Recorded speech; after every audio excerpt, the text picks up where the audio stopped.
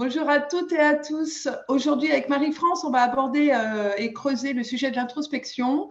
Marie-France nous donnera des clés en fin de vidéo et notamment des questions pour que vous puissiez mieux comprendre effectivement ce que l'on peut ressentir à un moment donné lorsqu'on fait notre introspection.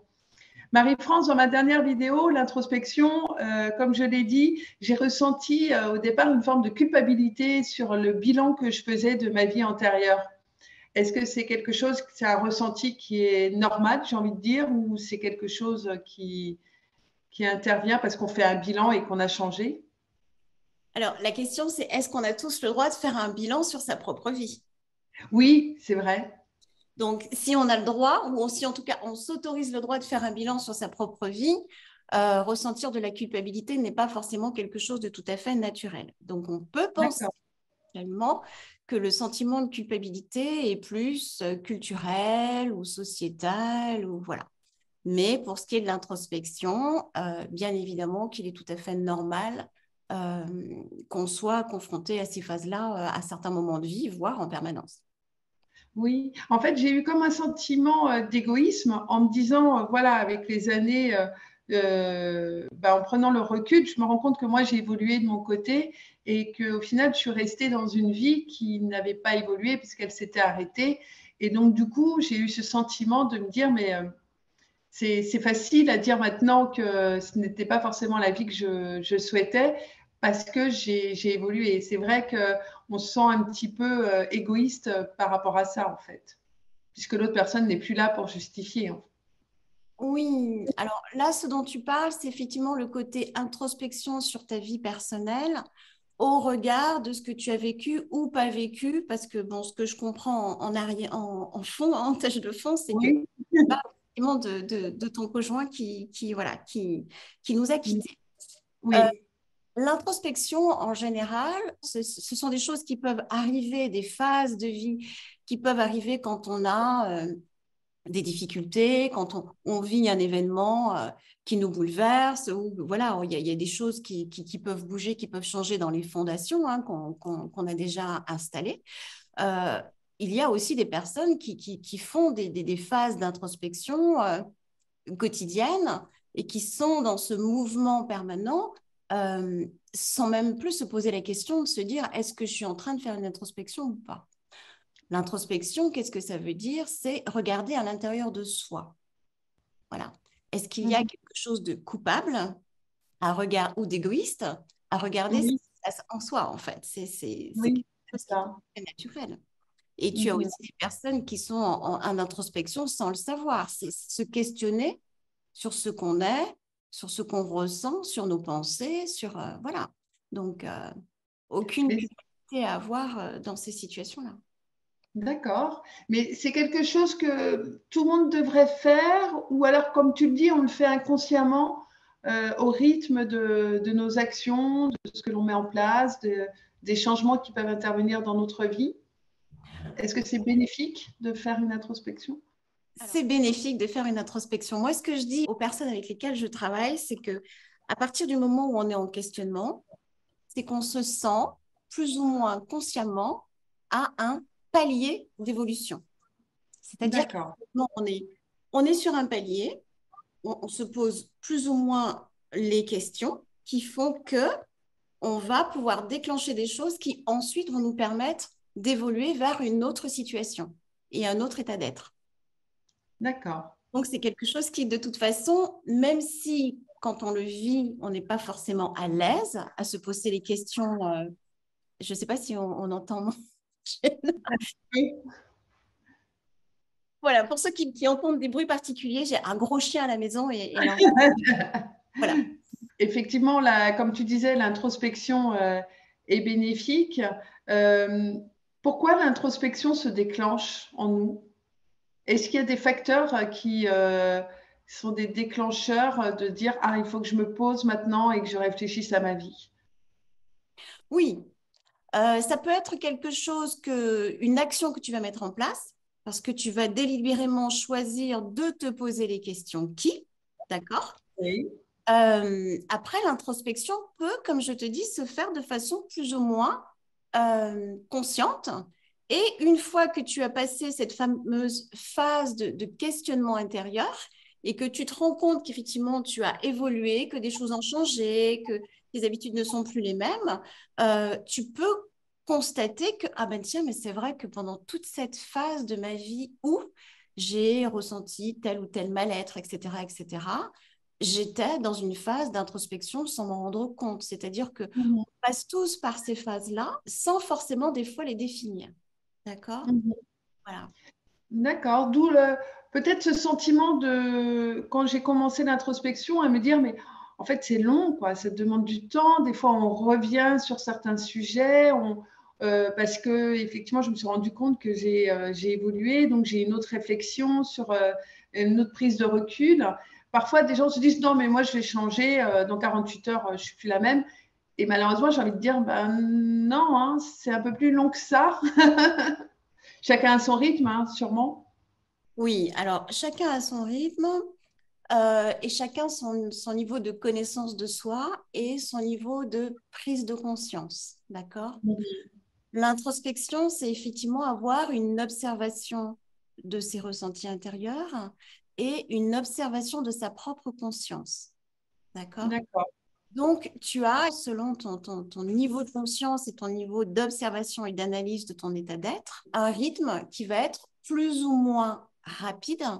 Et ça va bien évidemment aussi dépendre des moments de vie que tu es en train de traverser. C'est ça, d'accord. C'est-à-dire, tu vas te poser des questions sur le fait que tu as perdu un travail ou que tu as voilà, des problèmes de relationnel dans ton travail et tu vas te remettre en question, tu vas te demander ce qui se passe en toi, pourquoi, est-ce que c'est toi qui en es la cause, etc. Ça va te prendre un certain temps. D'accord? Tu vas avoir des personnes qui vont se dire, OK, j'arrête de me poser les questions, je considère que c'est quelque chose qui n'est pas pour moi, je coupe et je change. Tu vas avoir Mhm. des personnes qui vont se dire, j'ai envie d'y rester, etc., etc. Bon, voilà, et qui vont avoir un autre cheminement de pensée.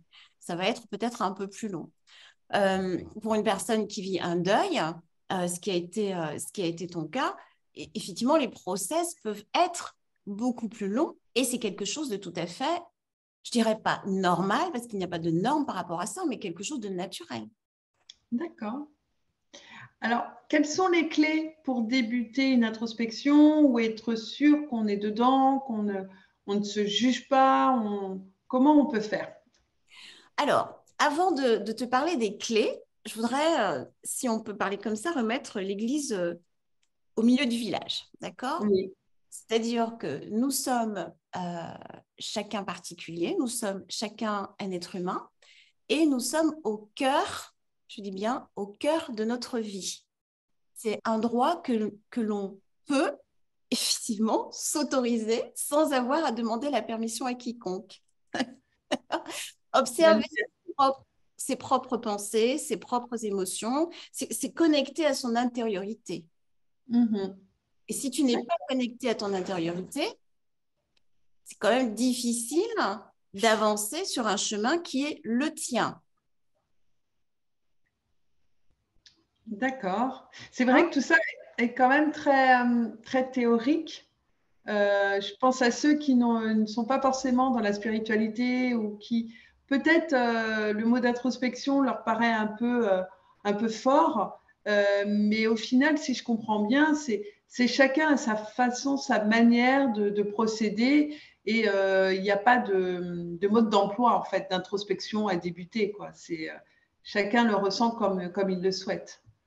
Alors, chacun ne le ressent pas comme il le souhaite, chacun ressent. Oh, pas aujourd'hui. D'accord? Non, mais chacun ressent ses sensations, puisqu'on D'accord. on est dans l'analyse de la propre connaissance de soi, de sa propre conscience et de sa propre intériorité. Si je suis très en colère parce qu'il s'est passé un événement à ce moment-là et je reviens à moi, je me recentre en me disant, OK, tu vas te calmer. Là, qu'est-ce que tu ressens? Qu'est-ce qui s'est mal passé? Qu'est-ce que tu n'as pas accepté? Etc., etc. Tu laisses effectivement la pression, la tension redescendre et tu es dans l'observation de ce que tu ressens pour ensuite revenir vers l'événement ou la personne qui a causé, voilà, de Mhm. façon choisie, hein, j'entends. Oui, c'est un très vif petit moment d'introspection. Mais tu vois, voilà. Après, le fait de vivre une phase plus difficile, effectivement, de deuil, c'est aussi un retour à soi. La méthodologie n'est pas forcément écrite, on fait avec les armes qu'on a. On se fait accompagner, on ne se fait pas accompagner, on va vers des livres qui peuvent effectivement nous guider, nous aider à nous poser les bonnes questions. Mais chacun, Il fait son introspection. chacun effectivement, il n'y a pas de protocole établi. Bah, écoute, c'est très clair. Ça permet de dédramatiser, entre guillemets, quand on entend le mot introspection, on a l'impression que voilà, c'est quelque chose de lourd, de difficile, mais en fait, oui et non, quoi. C'est chacun met son curseur, si je comprends bien, dans la profondeur de son analyse personnelle. Oui, j'ai envie de te dire,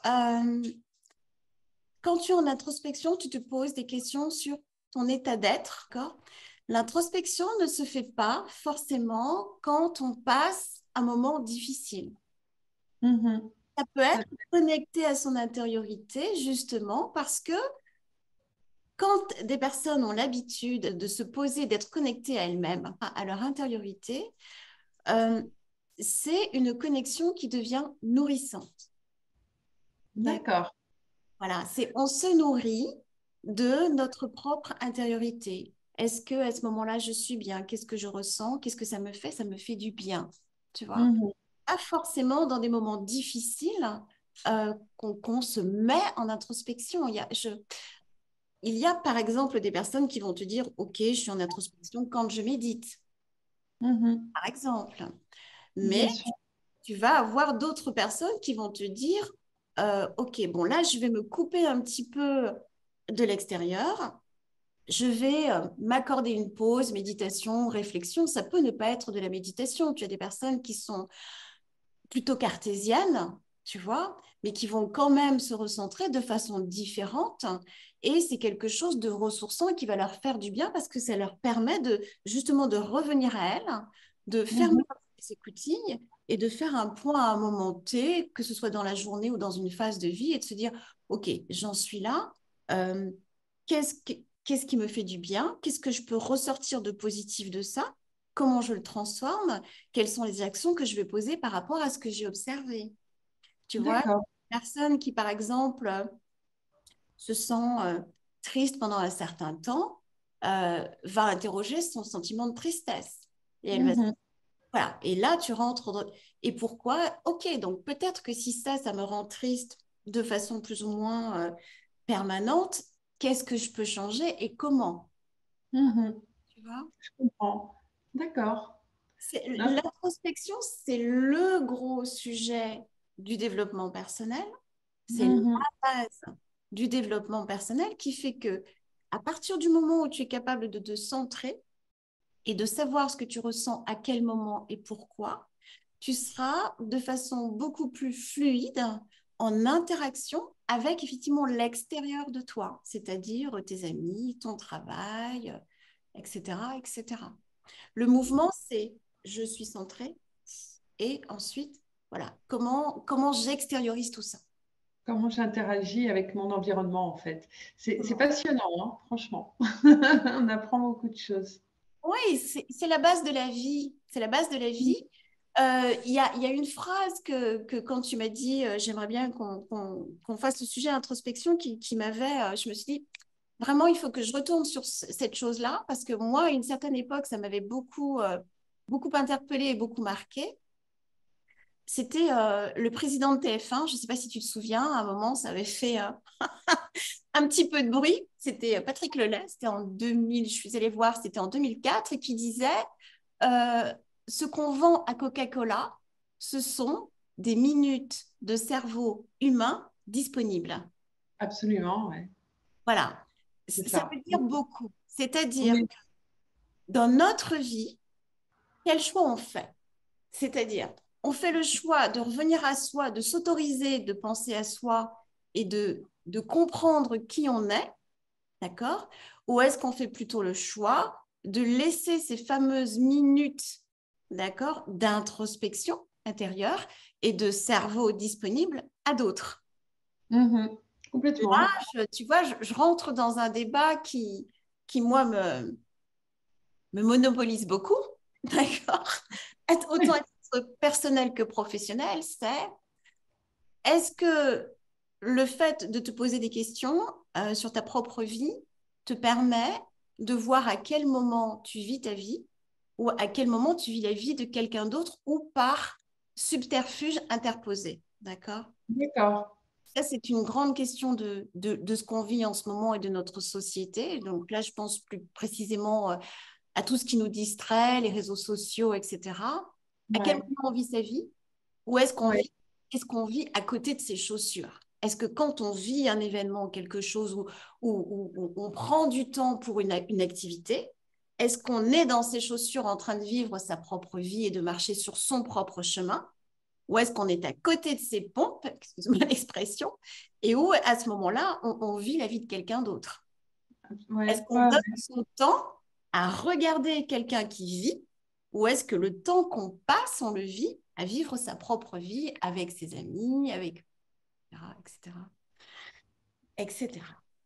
C'est très inspirant, mais je pense que ouais, une réponse là-dessus est difficile. Enfin, c'est vraiment c'est ça qui nous pousse à l'introspection en fait, à se poser toujours les bonnes questions de est-ce que je suis à la place où je dois être ou est-ce que ben, j'ai un peu biaisé parce que je souhaitais pas fuir de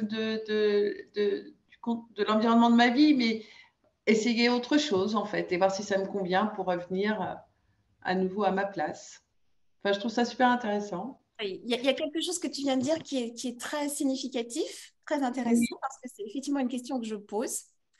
Et à la façon dont tu l'as dit, le cerveau, il a un petit peu transformé la réalité, d'accord? Et est-ce que je ne suis pas en train de fuir, pas fuir quelque chose? Ah, il y a deux questions que je pose. C'est quand je pose certaines questions sur le déroulé de la vie de la personne avec laquelle je travaille, que j'accompagne, c'est quand la personne bug, tu vois, sur certaines questions qui sont qu'est-ce qui vous motive le matin? Voilà, quel est le but de votre vie? Qu'est-ce qui vous met en joie le matin quand vous vous levez, etc., etc. Qu'est-ce qui vous motive? Qu'est-ce qui vous démotive? Euh, Selon les réponses, selon le temps de réponse qui peut arriver entre la question et la réponse, je pose souvent la question, après quoi est-ce que vous courez? Je pose aussi la question, euh, et qu'est-ce que vous fuyez? C'est-à-dire que quand on court, soit on court après un objectif. Maintenant, il faut savoir quel est l'objectif. Est-ce que c'est un objectif qui vous nourrit, qui vous comble, qui répond à vos besoins dans votre vie? D'accord? Ou quand on court, des fois, c'est parce que justement, on est en train de fuir quelque chose qui est derrière et qu'on ne veut pas voir. Voilà. absolument. Et, et là commence effectivement le travail d'introspection. D'accord. Donc, on a déjà une clé. Oui, c'est assez. En général, quand on entend cette question-là, et si effectivement il y a un petit couac au niveau du ventre ou un petit bug, là on est en train de se dire ok, c'est quoi sa question? Il est temps effectivement de revenir à soi. Il est temps de revenir à soi et d'analyser et de voir quel est le chemin de vie qu'on a. D'accord. Et peut-être, et souvent, dans ces situations-là, c'est apprendre à se prioriser. Est-ce qu'on se priorise ou pas dans sa propre vie? Voilà. Très bien. Je pense que du coup, je rebondis sur le chemin de vie. Je pense que c'est un sujet aussi qui mérite d'être expliqué, de bien comprendre qu'est-ce qu'on entend par chemin de vie, mission de Mhm. vie. Enfin, Oui, voilà. Hein, ça peut être intéressant. oui. Du coup, tu as d'autres clés à nous donner? Alors, tu as des personnes qui ont déjà plus ou moins l'habitude, d'accord? Voilà, elles ont l'habitude de se connecter et elles n'ont pas peur, parce qu'il faut aussi le dire, elles n'ont pas peur de se connecter à leurs émotions, leurs pensées, leurs croyances, savoir si les besoins sont comblés ou pas. Voilà, il y a des personnes qui font déjà ce, ce, ce Le travail, travail. si je puis le définir de cette façon-là. Et tu as des personnes qui sont beaucoup plus cartésiennes. Hein, et qui n'aiment pas, qui se disent, ben, moi, la méditation, c'est pas mon truc. Les moments de silence, non, c'est pas mon truc, j'aime pas ça non plus. Euh, pour arriver effectivement à revenir à soi, dans ce cas-là, on peut écrire. C'est-à-dire que Mhm. on laisse le téléphone hein, et les réseaux sociaux. J'ai rien contre les réseaux sociaux, hein. Je dis juste Oui, oui, je que comprends. il y a un moment, effectivement, il faut se remettre au centre de sa propre vie. Voilà. Et, et prendre l'ancien, j'ai envie de dire, l'ancien journal intime. Ça s'appelait pas journal intime pour rien, d'accord? Le journal intime, c'est déposer les pensées qui nous traversent, les émotions qui nous traversent, les expériences et les aventures de la vie qu'on est en train de passer, de construire, voire imaginer. Pour les personnes qui sont les plus cartésiennes, eh ben, c'est peut-être ce rapport à l'écriture là qui va leur permettre de reconnecter leur intériorité. C'est très efficace aussi. D'accord. Bon, super. Ça nous permet d'avoir un peu plus d'éléments. Euh, Est-ce que tu voulais poser des questions? Est-ce que tu Oui, veux aborder ce sujet? tu vas observer les pensées qui te traversent. Tu vas, par rapport aux actions que tu auras pu poser dans la journée, c'est regarder quelles sont les actions que tu as posées. Est-ce que c'était des actions qui étaient en accord avec tes valeurs, en accord avec tes croyances? Est-ce que ce sont des actions qui ont répondu à tes propres besoins, qui t'ont nourri intérieurement, qui t'ont donné de la joie ou qui t'ont frustré, contrarié? Donc ça, déjà, ça te permet de voir comment tu ressens ces choses-là quand tu reviens sur ces événements et ensuite de voir quelles sont les actions que tu peux éventuellement poser pour justement modifier, garder ce qui te convient et modifier ce qui ne te convient pas. D'accord. Très bien. Voilà. Écoute, je pense qu'avec tout ça, il y a un petit travail qui va se faire au quotidien pour certaines personnes. En tout cas, moi, comme je disais, des fois ça se passe sous ma douche, en faisant la cuisine, même des fois en regardant la télé, je me dis, ah, bah, en fait, je n'ai même pas regardé la série, j'ai pensé à autre chose. Ouais, En mais tout cas, merci. Oui. je t'en prie. Ouais, merci beaucoup Marie-France. Et n'hésitez pas à commenter, à liker et à vous abonner. Et retrouver toutes les méditations que propose Marie-France sur son site Marie Belle Rose. À très bientôt. Merci. Je pense que j'en ferai une sur une méditation guidée introspection. Je pense que je vais prendre plaisir à en faire une. Je serai la première à l'écouter. Merci beaucoup. Bonne journée, bonne soirée. Au revoir.